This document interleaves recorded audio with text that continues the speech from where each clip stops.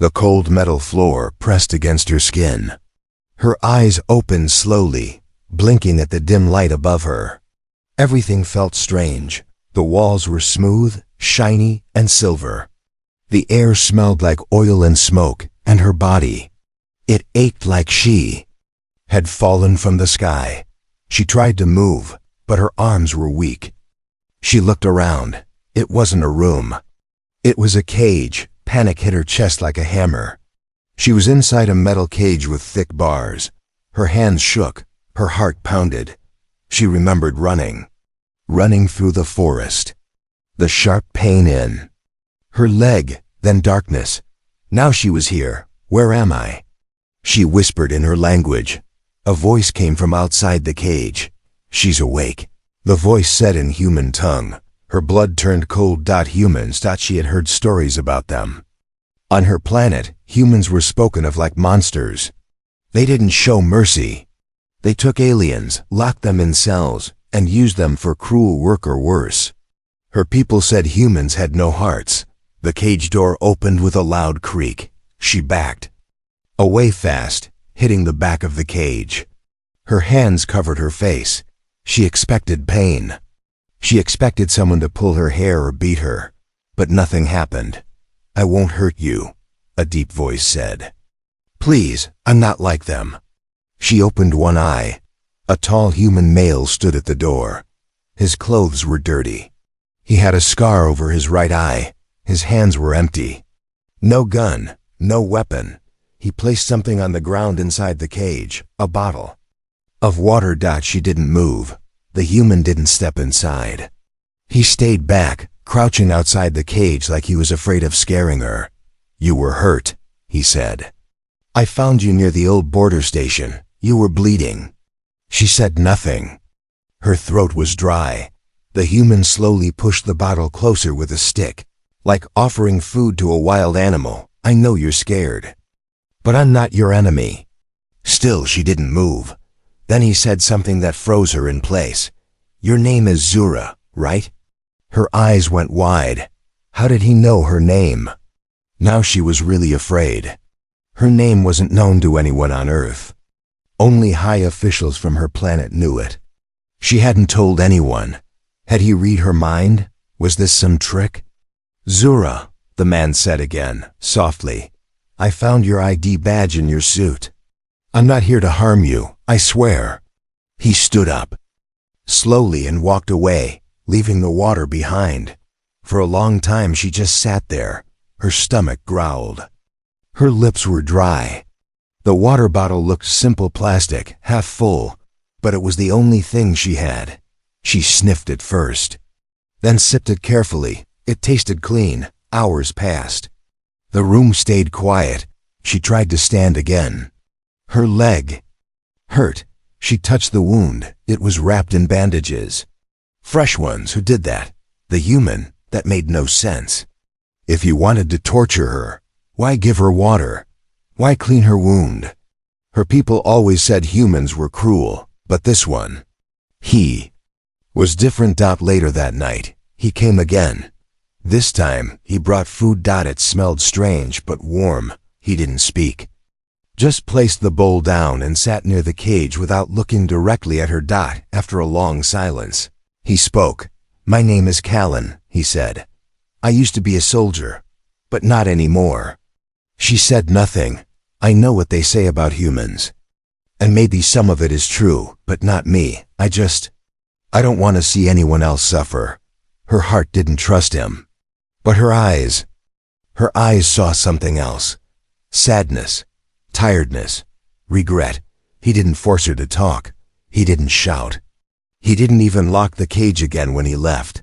Still, she didn't dare move. Not yet, but that night, as she curled in the corner of the metal cage, she stared at the half-eaten food and the untouched blanket he left for her. She didn't know what game he was playing, but one thing was sure. This human didn't act like a monster. And that scared her even more. The second time. He said her name. She was sure it wasn't an accident. Zura, the human said again. Soft but clear. She froze. She was halfway through the food he had brought earlier, strange soft bread and warm vegetable stew, and now her hands shook. Her people didn't use real names outside the royal circle. Names held power. They weren't to be spoken by strangers. She looked up at him sharply. He was standing near the door again, not inside the cage, just watching her from a distance. "Where did you hear that name?" she asked, her voice quiet, cautious. He didn't answer at first. Instead, he walked to a small table by the wall and picked something up. Slowly, he returned and placed it near the edge of the cage. Her ID badge. It was scratched and dirty, but her name, Zura of House Kieran, was still glowing faintly in her language. She gasped and snatched it through the bars. "You shouldn't have this," she snapped. "This belongs to the royal family." "I figured," Callan said calmly. "The language was hard to read, but I used an old translator. I wasn't sure until now." Zura stared at him, heart pounding. So he did know. She wasn't just an alien girl to him. He knew she was someone important, a hidden heir, lost during the border wars. If he knew that much, why was she still alive? He should have sold her already, or turned her over to the black market, but he hadn't. Instead, he sat down on a wooden crate and looked tired. Not dangerous, just tired. "I was a soldier during the alien conflict," Callan began. "I saw too many things. Things I wish I could forget." Zura didn't speak. "They told us all aliens were dangerous," he continued. "That you wanted to conquer Earth. That we were just protecting our planet." She frowned. "That's not true." "I know," he nodded. "Now I do, but back then we believed every word." He sighed, rubbing the back of his neck. "Then, one day we found a refugee ship, filled with children. They weren't fighters. They were just trying to escape. The order came down. Destroy it anyway." Zura felt her chest tighten. "I didn't follow that order," he said. "I couldn't." She studied his face. No smile, no pride. Just quiet pain. He looked at her gently. "I think you're like them. Innocent, alone." Zura looked down at her badge. Her fingers curled tightly around it. She didn't know what to believe anymore. Her own people had abandoned her after the crash. She had run for days, hiding in caves and garbage piles, until her leg gave out. That's when she thought it was the end. And now here she was. Alive. Eating food given by a human. Listening to him tell stories that shook her beliefs. "You don't want anything from me?" she asked suddenly. "Not money? Not power?" He looked confused. "What would I do with power?" She narrowed her eyes. "You have a royal captive. You could sell me to anyone and be rich." He leaned back and gave a tired laugh. "If I wanted to sell you, you'd be in a shipping crate already. But you're not." Zura didn't respond. She looked around the room again. Now it felt less like a prison and more like a basement, a hidden shelter. The cage wasn't locked anymore. The blankets were warm. There was even a small light installed above her. "You're free to leave," Callan said. "The door's open, but if you do, they'll find you." She blinked. "Who?" "The bounty hunters," he said darkly. "I saw their ship 2 days ago. Scanners. They're still looking for something. Probably you." Zura felt her breath stop. He stood up slowly and pointed toward a screen on the wall. It showed a map with red blinking dots. One dot was moving slow. "Steady, searching. They're scanning every district," he said. "If you go out there now, they'll smell your energy signature." She looked at the screen, then back at him. "Why are you helping me?" She whispered. He shrugged. "Because no one helped me when I needed it." That answer sat heavy in the room. Then he walked to the cage again, not to scare her, but to slide a small soft cloth through the bars. "Here," he said, "to clean your wounds. I brought some new clothes too, human style. Nothing fancy, but they're clean." Zura took them slowly. Their fingers didn't touch, but the moment still felt. Human. Kind. Callan turned away and walked to the far end of the room, giving her privacy. Zura looked at the clothes. They were plain, gray, and soft. Very different from her elegant royal robes, but somehow comforting. She didn't trust him. Not yet, but deep inside, a seed of doubt began to grow. Not about him, but about everything she had been told about humans. Maybe, just maybe, not all monsters look the same. It began with a whisper in her dream, then turned into fire. Zura sat up screaming. Her chest rose and fell fast. Her hands gripped the blanket like it was her only shield. Sweat covered her face. Her eyes darted around in panic. It was dark. But not the cold darkness of the prison ships. Not the black void of space she had once floated in alone. No, this was different. She was in the same room. The same hidden shelter. The blanket was warm. The air was still. But her mind was not that. She had seen it again, the explosion. Her brother's face twisted in fear. The way the ship cracked. Open in the sky. Her royal guards falling one by one. And the humans. Always the humans. Fire in their eyes. Chains in their hands. She screamed again. Suddenly footsteps. The door slammed open. Light burst into the room. As Callan rushed in, holding a flashlight in one hand, a blanket in the other, Zura jumped back against the wall, breathing fast. Her eyes wide and wild. Hey. Callan stopped in the doorway. It's okay, you're safe. No one's here. But she couldn't hear him. Her ears were still in the dream. Her brain still believed she was being hunted. She lifted her hand like a weapon, her energy crackling faintly. Back! She shouted. He raised both hands calmly. I'm not coming closer, I swear. The energy in her palm glowed blue, but her hands were shaking. He didn't move, didn't blink. Just waited. Zura, he said, voice low and slow. It was just a dream. You're not on that ship anymore. You're not in a cage. She stared at him, breathing like someone drowning. You're here, he said. In my basement. You're safe. I locked all entrances. They can't find you. Her hand lowered slightly. They? She asked, voice trembling. The ones who hurt you, he said. But they're not here. Not now. Her hand fell. The light faded. Her shoulders dropped like someone letting go of years of weight. She didn't cry. She couldn't, but her legs gave up and she sank to the floor. Callan waited a moment, then carefully stepped inside and closed the door behind him. He didn't walk toward her. Instead, he sat on the far side of the room, not facing her directly. They stayed in silence for a long time. I saw it, she finally whispered. Again, Callan glanced over but said nothing. My brother, our ship.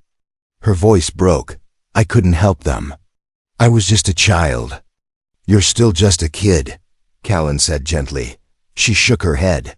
Not in my world. I was supposed to lead. I was born to protect, but I ran. You survived, he said. That's not weakness. She looked at him. Do you have nightmares too? He nodded slowly. Almost every night. They sat in the quiet, two broken souls from different worlds, bound by pain neither of them asked for. Then Callan got up and walked to a shelf. He pulled out a small box and returned, placing it gently near her. She looked at it, confused. It's an old Earth thing, he said. Music box, no screens, just sound. He turned the tiny handle. Soft, slow notes filled the room. Not loud, not sharp, just gentle, like a lullaby from a forgotten world. Zura's eyes softened. I used to play that when I couldn't sleep, Callan said. Maybe it'll help you too. She didn't answer.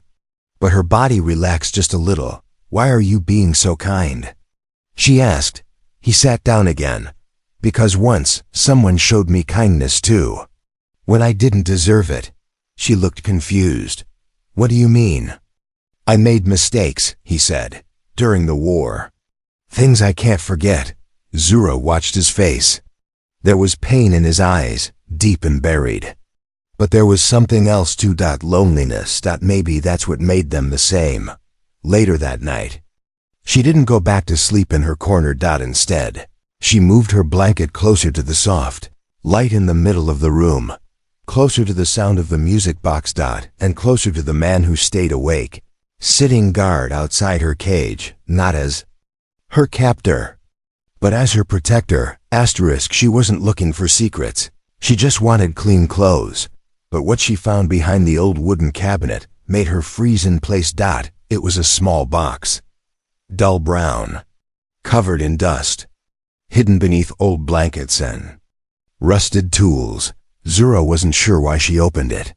Maybe curiosity, maybe instinct. Inside was a bracelet, not human-made. It was silver blue, smooth like liquid metal, and curved in a way only her people crafted. In the center was a tiny glowing stone, pulsing softly, the royal crest of her house. Her fingers trembled as she picked it up. She hadn't seen that symbol since the fall of her family. This bracelet belonged to her mother. She gasped and dropped it. "What is this doing here?" she whispered. Behind her, a voice answered, calm but quiet. "I was hoping you wouldn't find that so soon." She turned quickly. Callan stood in the doorway, arms crossed, his face unreadable. Zura stepped back, eyes narrowed. "You said you didn't know who I was," she said sharply. "You said you just found me." "I did," he replied. "But I found that bracelet with you. It was in your flight bag when I carried you from the border." Her heart pounded. "Then why did you hide it?" Callan walked forward slowly and sat down on a crate, hands open. "I didn't want to scare you," he said. "I recognized the crest. I knew what it meant." She stayed silent. "You're not just any alien girl, Zura. You're royalty." Her hands clenched. "And that means you could have sold me for a fortune." "I could have," he nodded. "But I didn't." "Why not?" He looked into her eyes. "Because I know what it means to carry a name that everyone wants to use for their own gain." Zura stared at him. Her breathing was slow, but her mind raced. "You were in the military," she said. "You could have given me to the government, made deals." "I left that life," Callan said, voice firm. "I don't trade people for money." She looked at the bracelet again. "This was my mother's. She wore it the night our ship was attacked." "I figured it was important," he said. Zura held the bracelet close, her heart a storm of memories. "When I was small, my mother told me it would glow only in the presence of her bloodline," she said. "It's not just jewelry, it's a key." Callan blinked. "A key?" "Yes, to royal systems, ships, weapons, safe houses." He whistled low. "Then we need to keep it hidden. If bounty hunters find this." "They won't," she said sharply. "Because I'm not leaving it again." He nodded. "Good. It belongs with you." She looked at him again. Something inside her was shifting. The fear wasn't gone, but it was quieter now. "I still don't trust you," she said, voice low. "That's fair," Callan said. "Trust takes time, but I believe you're not lying." He gave a small smile. "That's a start." Long silence followed. She sat down near the box, the bracelet warm in her hands. "I was supposed to take command of our scout fleet when I turned 17, she said. "But I never got the chance." "What happened?" She hesitated, then spoke. "The war moved faster than we expected. My father sent us to safety, me, my brother, and my mother. But we were shot down. Our ship crashed between zones. I escaped. I never saw them again." Callan didn't speak. He just listened. Zura looked up. "You still want to help me, even knowing who I am?" "I don't care what title you have," he said. "I care that you're alive, and scared, and alone." She blinked slowly. "No one has ever said that to me before." He gave a soft laugh. "That's sad." "Maybe, but now I have this," she said, holding up the bracelet. "Then maybe it's time to stop hiding," he said. "Time to figure out your next move." She looked at him. "You'd help me leave Earth?" If that's what you want. Her eyes met his dot, and for the first time since the crash, Zura believed someone might actually keep their promise. The wind changed first. Callan felt it before he heard anything like the air itself had grown nervous. Then came the low hum. So soft it could be mistaken for a distant machine. But he knew better. Zura was upstairs when it happened, sitting quietly, learning how to use the human datapad Callan had given her. She was still wearing her new clothes plain, but clean, her silver bracelet hidden under the sleeve. But the moment Callan burst into the room, she saw it in his eyes. Something was wrong. They're here, he said. Zura stood up fast. Who? He didn't answer. He just pulled her gently but quickly toward the hidden door in the floor. They rushed down into the underground room where she had once woken up in a cage. Now it felt like a safe place, but even that was about to change. On the small monitor, blinking red lights danced on the screen. One ship, Callan muttered. Low orbit, not military, could be bounty hunters. Zura's skin turned cold. They've been tracking my bracelet, she said. It's royal tech. If I activated it yesterday, they might have picked up the signal. Callan nodded grimly. Then they're not just guessing anymore. They know you're here. He opened a metal box beside the wall and pulled out an old, dusty rifle. Then a smaller pistol. Zura's eyes widened. You kept weapons? I hoped I'd never need them again, he said. But I've learned not to throw away tools just because I hate them. He handed her the pistol. She shook her head. I don't shoot, then stay behind me. Above them, a heavy thud shook the floor. Zura gasped. They've landed. Callan moved fast, shutting off lights, locking doors, pressing hidden switches that made the basement nearly invisible to scanners. But it was too late. Footsteps, not boots, metal claws.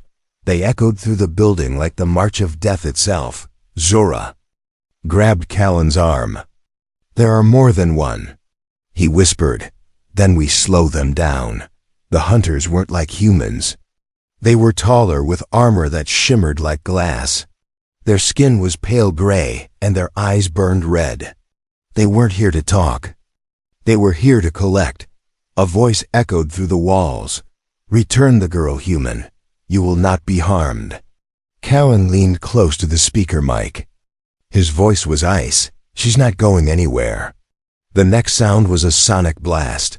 The front door shattered. They were coming in. Zura stood near the back of the room, heart racing. Callan raised the rifle, waiting by the basement door. The first hunter dropped through the hatch. Callan fired. A direct hit. The body hit the floor with a heavy thud. Stay back, he yelled to Zura, but another came. Then another. Zura saw Callan take a hit to the shoulder. He winced but didn't fall. He fired again, fast, trained. Years of muscle memory came back to life. Zura crouched behind a crate, watching the man who once patched her wounds now fight to protect her with everything he had. He wasn't doing it for money. He wasn't doing it for glory. He was doing it because he cared. One of the hunters charged toward her. She screamed. Before the claw reached her, Callan tackled it mid-air, slamming it into the wall. He stabbed it with a short blade. Zura ran to him, holding the pistol now with shaky hands. There's one more, she shouted. A final hunter appeared at the door, aiming a weapon at Callan's back. Zura didn't think. She fired. The shot was weak, but it was enough. The blast hit the hunter's arm. Callan turned and finished the job. Then silence. Only the sound of Zura's breathing. She looked down at the shaking pistol in her hands. Then at Callan, bleeding from his arm, leaning against the wall, still standing. You saved me, she whispered. No, Callan said, barely smiling. You saved me. She helped him sit down and pressed a cloth to his wound. We have to leave now, he said. They'll send more. Where can we go? Callan looked at her bracelet. You said it was a key. She nodded. Then we're going to find the door it opens, he said. Zura looked at the hunter bodies on the floor, then at the human beside her, bleeding for someone who wasn't even from this world. She understood something in that moment. He was no longer her captor, he was her protector, and maybe her only hope. Asterisk, he was bleeding, she was shaking, and outside the stars watched in silence. Zura sat beside Callan, pressing cloth to his shoulder. His eyes were half closed, but he was still alert, still thinking, still planning. You won't last if we stay here, she said quietly. I know, he whispered. That's why we're leaving tonight. She looked at him. Where can we go? The bounty hunters will send more ships. Earth isn't safe anymore. Callan gave a faint smile. It was never safe. Then he pushed himself up, groaning in pain, and reached for a drawer beneath the floor. He pulled out a datapad, wiped the dust, and lit it up. This, he said, tapping the screen, is your escape. Zura leaned in. A map appeared. Forests, hills, then a deep ravine far from the city. In the center was a blinking marker. Site 9. What is it? She asked. Old military site. Buried after the first human-alien war. It was supposed to be off limits. But we used it for storing things. Secret things. What kind of things? Callan's eyes met hers. Ships. Alien tech. Stuff we didn't understand but didn't want to destroy. Her heart skipped. You think one of those ships still works? I think it was never touched, he said. And if your bracelet is what you say it is, you might be able to wake it up. Zura sat back, stunned. Then we need to move before sunrise, she said. He nodded. We'll take the back road. I've got an old skimmer under a tarp out back, not fast but quiet. They packed fast. Callan loaded medical supplies, tools, energy cells, and food. Zura wore a dark hood and kept the bracelet hidden under her sleeve. Before they left, she looked around the shelter one last time. This was the place she once thought was a prison. Now it felt like a memory of safety. They rode in silence, the skimmer floating low over dirt trails. Forest trees blurred past under the starlight. Zura held the rifle tightly in her lap. Callan drove with one hand, his wounded arm resting across his chest. Will you be okay? She asked. I've survived worse, he replied with a dry laugh. Though I was younger back then. Hours passed. Then the trees broke open, revealing a deep canyon. Zura stepped out and looked over the edge. The entrance to Site 9 was hidden behind layers of rock and vines. A rusted elevator platform stood near the cliff, barely visible. Callan walked ahead, brushing branches aside. We used to call it the graveyard, he said, because no one ever came back to check it. Zura stared at the platform. If there's a ship down there, she said, it might be locked by biocode. Only blood from the royal line can activate it. Callan turned to her. That's why you're the only one who can open it. He stepped onto the elevator and offered her a hand. She hesitated, then took it. Together, they descended into the dark. The lower they went, the colder it became. Lights flickered on the stone walls. Dust floated in the stale air dot at the bottom. The platform stopped with a soft thud. Before them stood a massive door metal, ancient, covered in alien script. Zura stepped forward. The bracelet on her wrist began to glow. She raised her hand.